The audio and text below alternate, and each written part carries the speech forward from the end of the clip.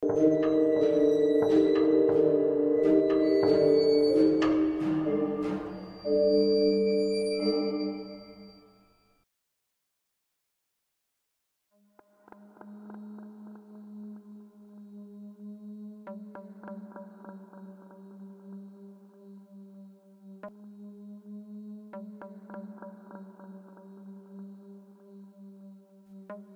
menatap Agus. Ia melihat Agus menatap kosong apa yang ada di depannya.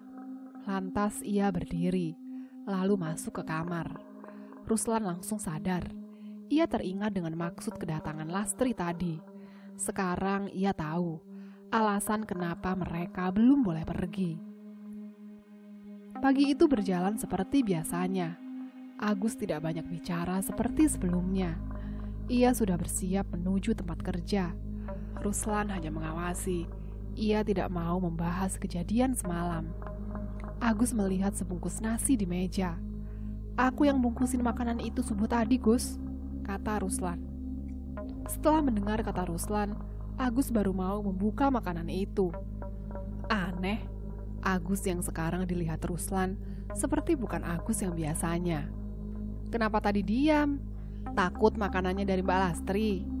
Biasanya kan langsung tahu dari aromanya. Canda Ruslan yang tidak ditanggapi oleh Agus. Seusai Agus makan, mereka bersiap berangkat bersama. Agus masih tidak banyak bicara. Namun, seperti tersentak, manakala baru keluar dari pintu, Mbak Lastri berdiri di teras rumah. Di tangannya, ia tengah memegang gagang sapu. Ia berdiri, tersenyum, menyapa mereka. Ngeri, batin Ruslan. Dilihat dari manapun, wajah Mbak Lastri tidak memiliki emosi. Matanya besar, hidungnya mancung, kulitnya sawo matang, dengan rambut disanggul. Karismanya membuat Ruslan sadar, Gundik Colo rupanya memang gila, seperti cerita-cerita yang tersebar. Ruslan menunduk. Baru juga Ruslan melewati Mbak Lastri, Agus tiba-tiba diam, berdiri di depan Mbak Lastri. Ruslan ikut berhenti. Ia menatap Mbak Lastri yang memberikan sesuatu kepada Agus. Namun Agus buru-buru memasukkannya ke dalam saku, seakan menyembunyikannya dari Ruslan. Sorot mata Agus kaget. "Dia ngasih apa, Gus?" tanya Ruslan. Agus hanya menggeleng. Ia tetap berjalan, seakan mengabaikan Ruslan. Kesal, Ruslan menarik tangan Agus, memintanya bercerita. Terpaksa Agus mengambilnya dari saku celananya. Ia mengeluarkan setangkai bunga kamboja. Ruslan melotot menatap Agus. Koco sudah menunggu bersama yang lainnya. Ia membagikan jatah rokok hari ini kepada Agus dan Ruslan. Namun Koco merasa hari ini ada yang berbeda dengan dua kawannya. "Ono opo to iki? Raine gak boys blas. Ada apa sih ini? Kok mukanya pada gak enak?" Ruslan melewati Koco. Nyocot. Agus dan yang lainnya segera naik ke mobil pick-up yang akan mengantarkan mereka ke tempat kerja, melewati rumah-rumah warga. Dari semua orang yang ada di sana, hanya Koco yang juga merasa Agus jadi aneh. Ia melihat Ruslan, memberi isyarat. "Kenapa sih Agus?" Namun Ruslan tidak peduli. Jalan menuju lokasi kerja harus melewati jalan setapak yang hanya cukup dilalui satu mobil. Di samping kiri ada perkebunan warga. Di samping kanan tebing rumput dengan sungai beraliran deras. Ruslan merokok sambil melirik Agus. Pikirannya kosong. Disenggol beberapa kali pun Agus tidak peduli. Tiba-tiba terdengar ramai orang tengah berkumpul di sana. Semua orang lantas berdiri di atas mobil pick-up mencari tahu ada apa. Termasuk Agus dan Ruslan. Mereka melihat warga menuruni tebing. Koco yang saat itu dekat dengan satu warga yang mendekat langsung bertanya, "Ono opo, Cak? Ada apa, Pak?" "Ono cah mati nang pinggir kali, Mas. Ada anak kecil meninggal di sungai." Ruslan menatap Agus. Lantas mereka semua langsung ikut turun untuk melihat. Warga sudah ramai. "Anak kecil dia bilang, Gus," kata Ruslan. "Yang semalam kan anak gajah. Sudah gak masuk anak-anak itu." Bukannya tertawa, Agus justru ikut turun, melewati kerumunan warga. Ruslan yang merasa harus melihat juga terpaksa ikut Agus. Ketika Ruslan berhasil, Agus mematung. "Cok!" Ruslan tertunduk, menyaksikan sosok yang ditarik itu adalah pemuda semalam. Ia menarik Agus, namun Agus menolak. Koco rupanya dari tadi memperhatikan.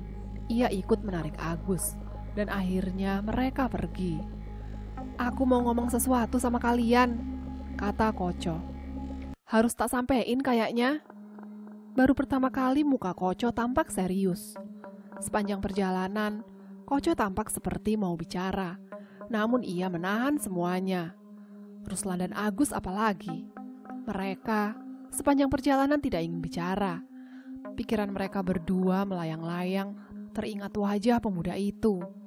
Turun di lokasi kerja, Agus tidak peduli dengan apa yang mau disampaikan Koco. Ia memilih untuk mulai mengaduk semen bersama yang lainnya. Hanya Ruslan yang mendengar Koco. "Ngene, koyoke omah sing mbok panggoni angker yo. Begini, kayaknya rumah yang kamu tempati itu angker ya?" Ruslan diam. Ia tidak tahu harus menanggapi apa yang baru Koco ucapkan. Orang yang sebelumnya tinggal di sana, itu mereka cerita kalau setiap malam ada yang suka ngeliatin mereka. Koco tampak berpikir. "Pocong sih katanya." Ruslan masih diam. Nah, sebelum mereka pergi, 1 dari 4 orang yang tinggal, dia kayak si Agus begitu. "Diam aja," ucap Koco. Terus, Koco tampak berpikir, lalu meminta Ruslan mendekat.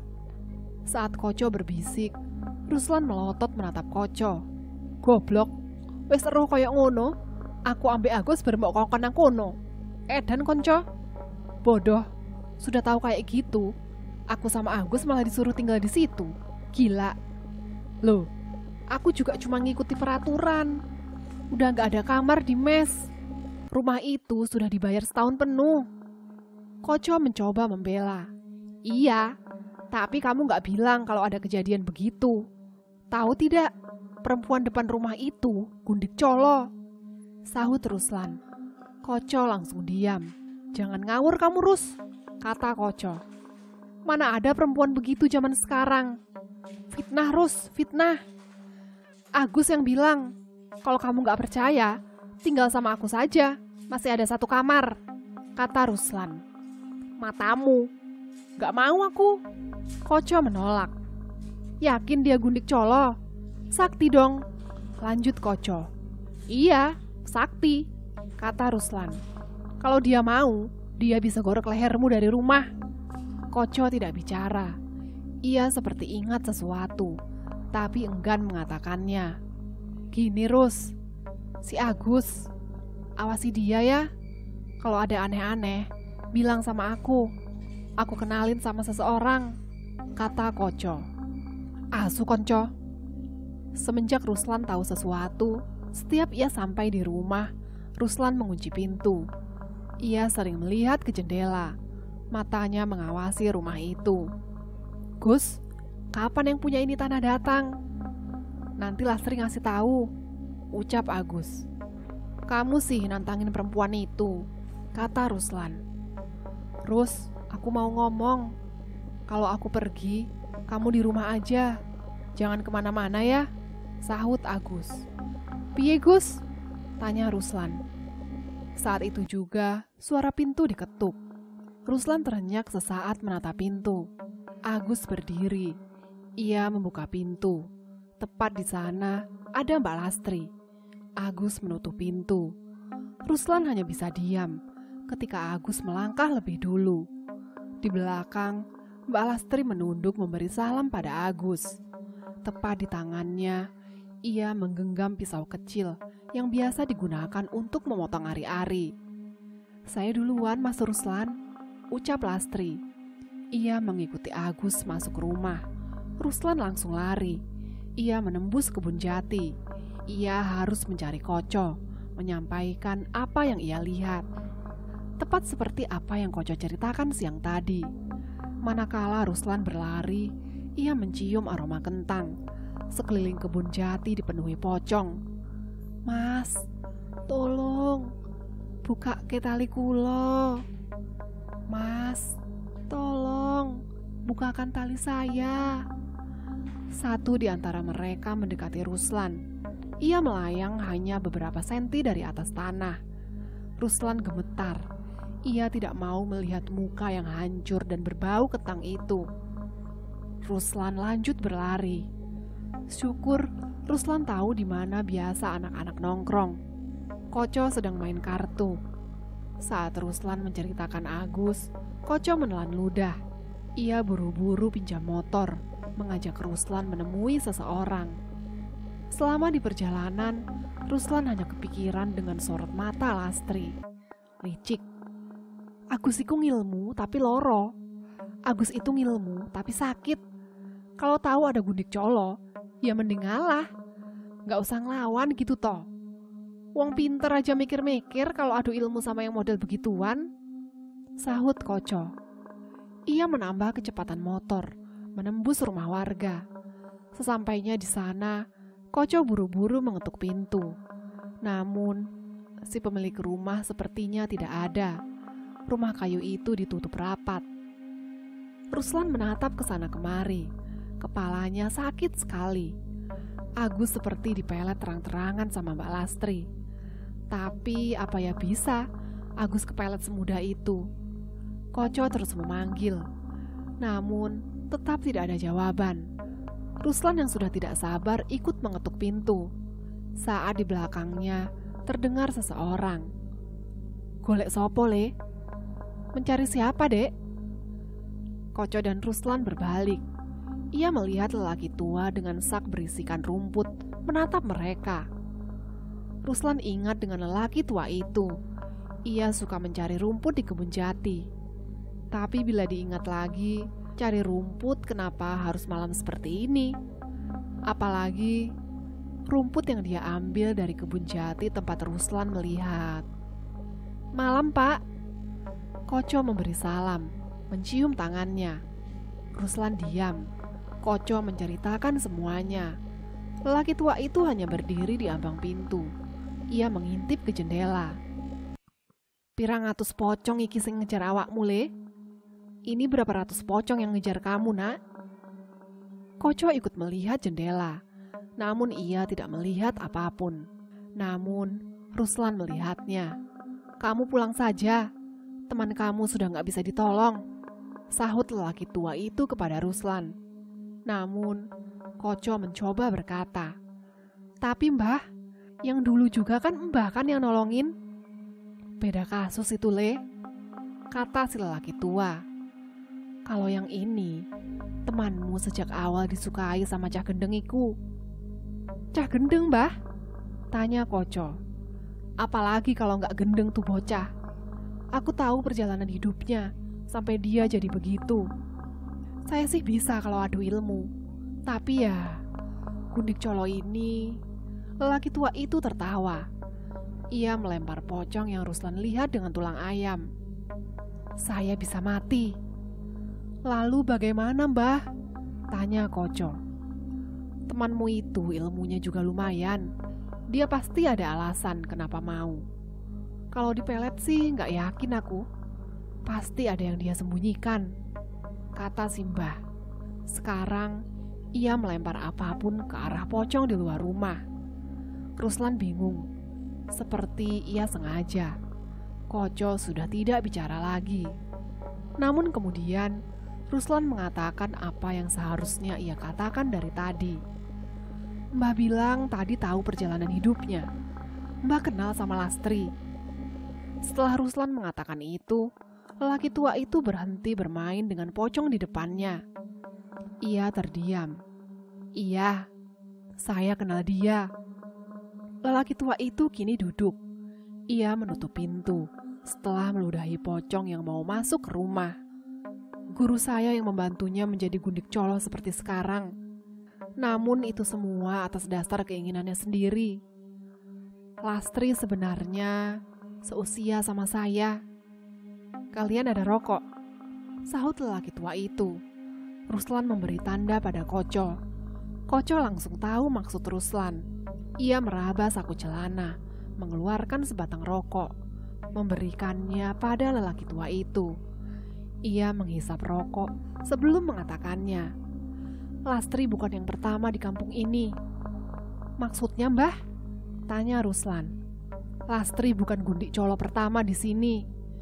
Karena dulu sudah ada gundik colo juga sebelum Lastri. Koco beringsut mundur. Ruslan apalagi, lehernya meremang, merinding. Satu gundik colo saja sudah gak waras. Ini malah sudah ada sebelumnya. Lalu, bagaimana akhir gundik colo sebelumnya, Mbah? Tanya Ruslan. Koco hanya bisa menelan ludah. Di rumah kayu itu mendadak hening, sepi sekali. Bahkan api petromax bergoyang tidak normal. Lelaki tua itu tampak berpikir, sebelum Lastri ada di depan, sebaiknya kalian kembali. Lelaki tua itu berdiri. Ia membuka pintu. Jauh di sana, Mbak Lastri berdiri di teras rumah. Matanya kosong melihat ke arah pintu. Lelaki tua itu menatap Ruslan dan Koco. Saya tidak bisa membantu banyak. Temanmu, dia sudah ada di rumah. Masalah ini, coba selesaikan dengannya. Ruslan melirik ketika ia berpapasan dengan Lastri yang kemudian masuk ke rumah lelaki tua itu. Ia mendengar Lastri menggumamkan sebuah nama, Purnomo. Jadi, nama lelaki tua itu adalah Purnomo. Untuk apa Lastri masuk ke rumahnya? Apakah ada sesuatu yang mau mereka bicarakan? Edan, aku cek gak percaya gundik colo cek ono. Masih ono loro pisan nang desa iki. Gendeng. Parah. Aku masih gak percaya gundik colo masih ada. Malah ada 2 lagi di desa ini. Gila, kata Koco di atas motor. Ruslan hanya berucap, nyocot. Koco diam. Setelah Koco mengantar Ruslan kembali ke rumah itu, melewati kebun jati sendirian. Dari jauh, rumah itu sudah bisa dilihat. Pintunya terbuka.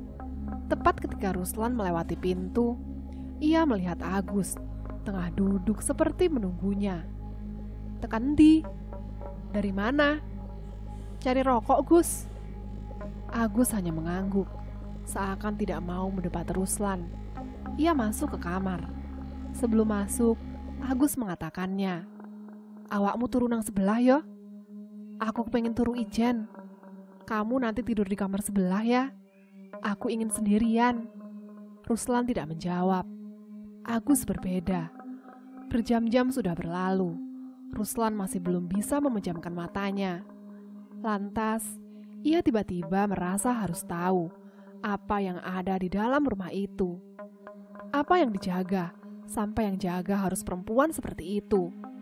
Ruslan beranjak dari ranjang. Lantas, ia berpikir untuk memeriksanya saja. Ia melewati kamar Agus, berjalan pelan-pelan. Saat Ruslan merasa ada yang salah, ia kembali membuka gorden yang menutupi kamar Agus. Di sana, Ruslan terhenyak melihat Agus duduk bersila di atas ranjang. Di depannya, darah berceceran. Agus memuntahkan darah dengan mata terpejam. Hei, Cuk, kok kenapa, Cuk? Hei, Cuk, kamu ngapain, Cuk? Menepuk-nepuk pipinya. Namun Agus seperti tidak sadarkan diri. Ruslan kebingungan. Lantas ia buru-buru mengambil segelas air ke dapur, meminumkannya pada Agus. Namun, ia terus memuntahkannya. Tiba-tiba terdengar suara Lastri berteriak. Agus belum juga sadar. Namun di luar, pintu depan digedor-gedor dengan keras. Suara Lastri berteriak seperti orang tengah marah. Ruslan mendekati pintu. Buka! Buka, goblok! Buka! Buka, bodoh! Ruslan pun membuka pintu. Lastri langsung masuk. Ia berjalan pincang dengan tangan menyeret parang. Ruslan langsung menyusul Lastri. Namun Lastri keluar dari kamar dengan sendirinya, menyeret Agus. Ia menjambak rambutnya yang panjang. Agus masih muntah darah. Ruslan mencoba menahan Lastri. Namun tatapan matanya membuat Ruslan ngeri sendiri. "Mundur kon, mundur kau." "Mbah, iso diomongna api-api mbah. Nggak usah nggawa parang nggih. Mbah, bisa dibicarakan baik-baik mbah. Tidak perlu pakai parang ya," ucap Ruslan. Lastri berhenti. Ia menatap Ruslan, menghunuskan parangnya. "Mbah, mbak maksud kulo mbak. Maksud saya mbak." Lastri menyeret lagi. Sampai di pintu rumah, Lastri melemparkan Agus. Menyeret kakinya sampai ke pekarangan antara rumah Lastri dan rumah tempat tinggal mereka. Ruslan yang tidak tahu harus apa dengan situasi ini, lari masuk rumah. Ia mengambil pisau di dapur. Ia kembali, melihat Lastri sudah menghunus parang yang Lastri pegang, terhunus di leher Agus. Ruslan sudah gemetar. Kalau sampai Agus digorok, ia akan buat perhitungan. Namun, rupanya Lastri menjambak rambut gondrong Agus, lalu memotongnya dengan parang. Agus terjerembab jatuh ke tanah. Ia berhenti muntah darah. Ruslan mendekati Lastri, menatap segumpal rambut yang ia pegang. "Kancamu kandhanono. Nang kene ilmune gak ono apa-apane. Menenek wis sadar, gawa nang Mbah Purnomo. Temanmu kasih tahu, di sini ilmunya gak ada apa-apanya. Kalau sudah sadar, bawa dia ke Mbah Purnomo." Ruslan mengangguk. "Nggih mbah," sahutnya. Nggih mbak." Ruslan mengoreksi ucapannya. Kini ia menatap rambut yang masih ada di tangan Lastri. Ia pergi, menjauh dengan kaki pincang. Ruslan menggendong Agus kembali ke rumah. Entah apa yang terjadi, Ruslan masih tidak mengerti. Ditemani Koco, Agus dibawa ke rumah lelaki tua itu. Ia sudah sadar. Namun ia seperti orang linglung. Wajahnya pucat. Bahkan Ruslan sudah mengajaknya bicara sejak tadi pagi. Namun Agus hanya diam. Mbah Purnomo hanya duduk memandangnya. Ia menunjukkan kain kafan putih. Mbah Pur membuka kain kafan putih itu. Di dalamnya ada segumpal rambut. Ruslan langsung tahu, itu adalah rambut Agus. "Nekat," ucap Mbah Pur. Tanpa mengatakan apa-apa lagi, Mbah Pur langsung menghantam kepala Agus sebelum menekan hidungnya. Tiba-tiba darah hitam keluar dari sana. Mbah Pur langsung menyesap hidung Agus. Ruslan dan Koco hanya bisa melihat kejadian itu. Mereka tidak mau berkomentar. Setelah selesai, Mbah Pur mengambil batok kelapa, memuntahkan isi mulutnya. Di sana, di tengah-tengah genangan darah hitam kental, ada segumpal daging busuk. Mbah Pur membuang ludah sebelum membersihkan mulutnya dengan sapu tangan. Ia meletakkan rambut hitam dan kain kafan di batok kelapa, membakarnya, dan tercium aroma yang wangi sekali. Sampai Ruslan dan Koco bingung. Mbah Pur kemudian meminumkan air putih. Agus sadar. "Piye? Gimana?" tanya Mbah Pur. "Wis ngerti sopo sing duwe lemah kuwi? Kamu sudah tahu siapa yang punya tanah itu?" Agus hanya diam. Keringatnya mengalir deras. Bibirnya gemetar. "Sudah lihat juga gundik colo yang lain?" Mbah Pur masih bertanya. Agus mengangguk. Mbah Pur berdiri. Ia diam, kemudian mendekati Agus lagi. "Boleh aku melihat apa yang kamu lihat?" Agus mengangguk. Ruslan dan Koco masih diam. Ia melihat Mbah Pur, mencium tangan Agus, seakan ia meminta restu. Suasana menjadi hening, sangat hening sekali. Ruslan dan Koco merinding. Seperti tersedak, Mbah Pur melompat mundur. Di bibirnya keluar darah. Ia merangkak, seolah mau memuntahkan sesuatu. Agus dan yang lain sontak menolong Mbah Pur, memijat leher Mbah Pur, kemudian terus memukul dadanya. Dan keluarlah gumpalan daging yang sama, daging colo berlumuran darah. "Artinya opo to, Mbah? Artinya apa itu, Mbah?" "Sing duwe lemah, kate teko, jupuk opo sing kudu dijupuk. Yang punya tanah mau datang, mengambil apa yang harus dia ambil." "Nopo niku, Mbah? Apa itu, Mbah?" Mbah Pur tampak berpikir. "Lastri." "Co," kata Mbah Pur, "awakmu eruh omahe Pak RT. budal mrono, ngomongo, balasedone teko. Co, kamu tahu rumah Pak RT kan? Kesana dan bilang sama dia, balasedonya mau datang. Ruslan melihat wajah Mbah Pur. Ia tidak pernah segelisah ini. Dari tadi, Mbah Pur hanya mengelus janggutnya. Mbah Pur melihat keluar rumah, lalu menutup pintu rumahnya. Melo aku, ikut saya, ajak Mbah Pur. Ruslan dan Agus berdiri.